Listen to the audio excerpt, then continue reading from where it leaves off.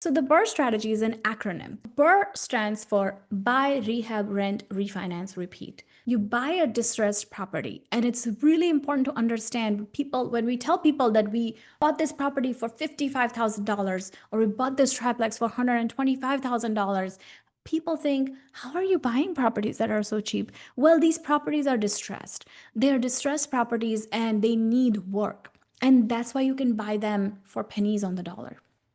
Think about going to a thrift store and buying a piece of clothing or an item. You can get the same item for pennies on the dollar if you're willing to put in the work and refurbish it, refinish it, wash it, paint it, things like that, right? So that's what we're doing, but with properties at a much bigger scale, right? Than a piece of furniture or a trinket that you would do at a thrift store. So that's a great example if you want to just understand the concept of what's happening with the BRRRR strategy.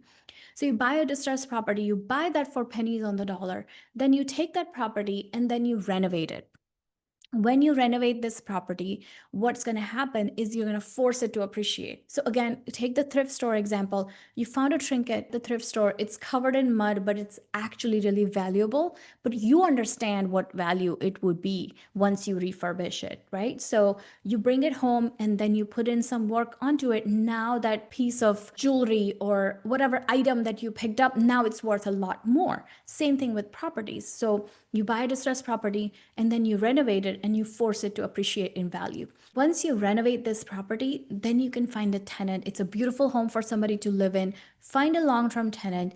And once you have this long-term tenant, it's called the property being stabilized. So if you flipped it, you would make the profit, move on. But in case of BRRRR, what you do is you take that property and you take it to a long-term commercial lender. I highly recommend if you have not looked into commercial financing, you should. Conventional financing is fine, but you're buying properties in your own name. It all goes on your personal credit. There is a limit to how many properties you can buy. We're here to build a business. We're not here to buy one or two properties. So you take it to a long-term commercial lender. That commercial lender is going to give you a long-term mortgage on it. And the profit that you would have made by flipping that property, you would have made a profit. Instead of making that profit, that becomes your new down payment for the property.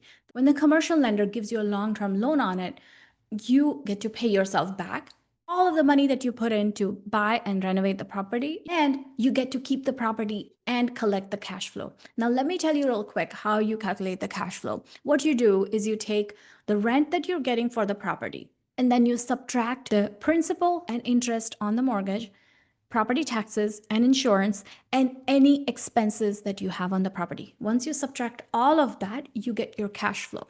This is what we call to have your cake and eat it too. It's a brilliant strategy. This strategy has withstood the test of time. I know veteran investors who've done this strategy for the past 40, 50 years. So I know this strategy can withstand market cycles, which was really important to me, especially if you're a parent and you want to ensure that you can provide for your children during adverse circumstances. You want to make sure that you choose a strategy that can withstand the test of time. However, there was a few issues with it. Number one, the issue that we were facing with BRRRR was that it was a very old strategy. It had been done for decades, but it was done mostly by men. And it really wasn't done in a way that, number one, was really focused on having time and location freedom, which was really important to me. Second thing that it wasn't focused on is leveraging a very small amount of capital and then having the ability to borrow the rest of the money. So we had to get creative. So what we did was I have a background in engineering and systems and processes, and my husband has a background in finance and strategy. So we put our heads together and we said, let's run it like a business. How do we take this strategy that is age old, that has been able to withstand the test of time and market cycles?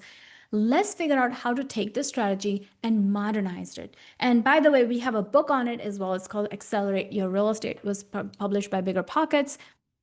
It's available on all the stores. So we developed our own scale framework.